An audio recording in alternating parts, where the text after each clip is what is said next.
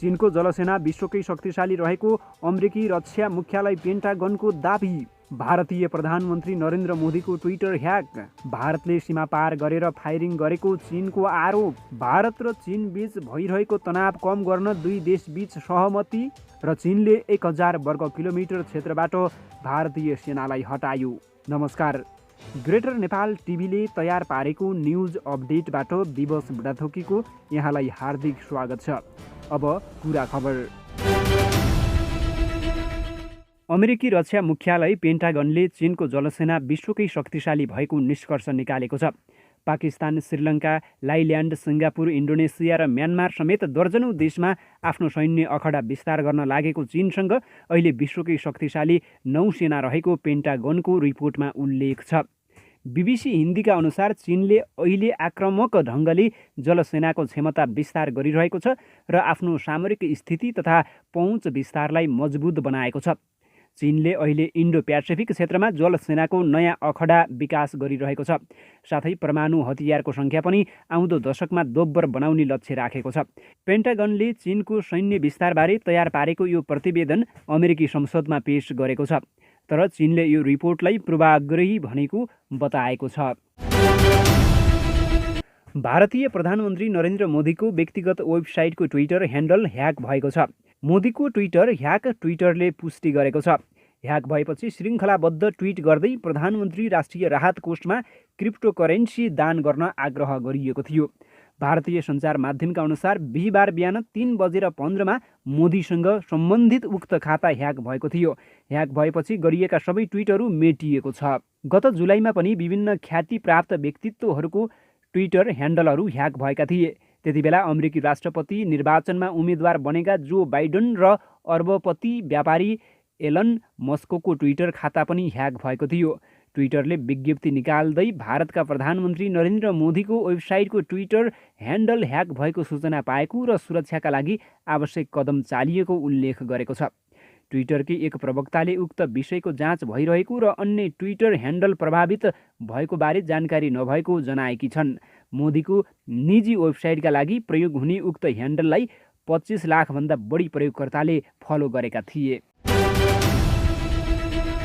भारत र चीन बीचको सीमा विवाद उत्कर्षमा पुगेको छ। भारतीय सैनिकले लद्दाखमा गैरकानुनी रूपमा वास्तविक सीमा रेखा पार गर्दै फायरिङ गरेको चीनले आरोप लगाएको छ। सीमामा तैनाथ आफ्ना सैनिकलाई उत्तेजित पार्ने गरी फायरिङ गरिएको भन्दै चीनले आपत्ति जनाएको छ। चिनिया सैनिकले आफूहरू संवादको पक्षमा रहेको बताएका बीबीसीले उल्लेख गरेको छ। भारतले भने अहिलेसम्म कुनै प्रतिक्रिया सार्वजनिक गरेको छैन। स्थिति साम्य पार्नको लागि आफ्ना सैनिकले पनि बाध्य भएर जवाफी कारबाही गर्नु परेको चिनिया सेनाका एक प्रवक्तालाई उद्धृत गर्दै त्यहाँको सरकारी सञ्चार माध्यम ग्लोबल टाइम्सले जनाएको छ। भारतीय समाचार एजेन्सी एनआईले पनि सीमा क्षेत्र पूर्वी लद्दाखमा फायरिङ भएको जनाएको छ।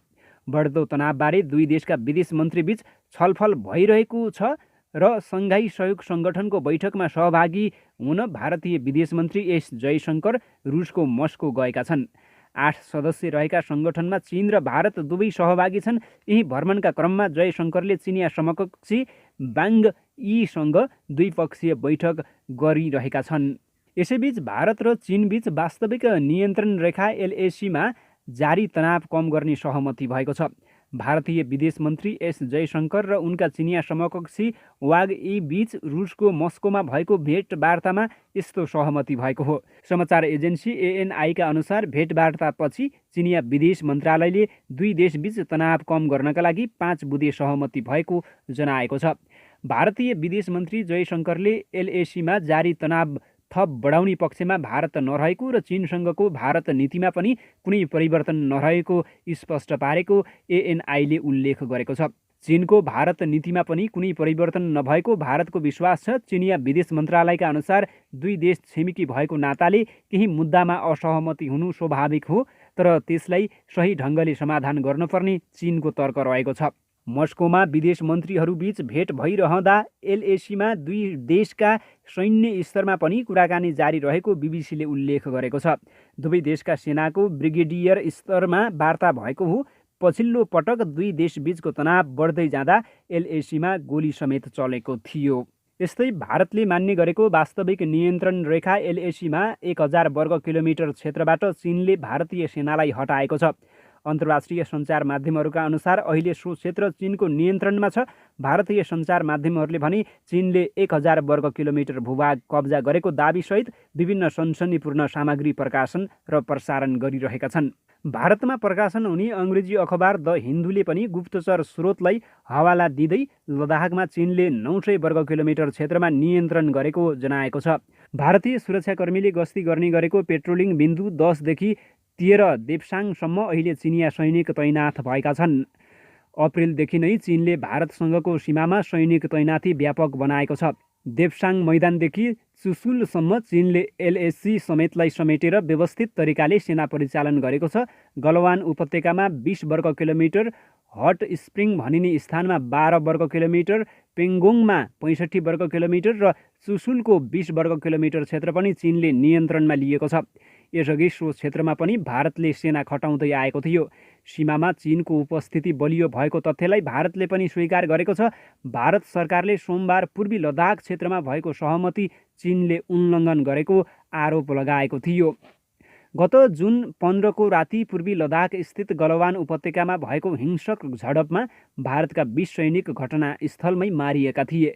झडपमा थुप्रै सैनिक गम्भीर घाइते भए पनि भारत र चीन दुवैले ती सैनिकको अवस्था गोप्य नै राखेका छन्। त्यस यता दुवै देशबीच तनाव कम गर्न वार्ता भएको भनिएको छ, तर मुठभेडको स्थितिका लागि दुवैले सामरिक शक्ति सीमामा केन्द्रित गरिरहेका छन्।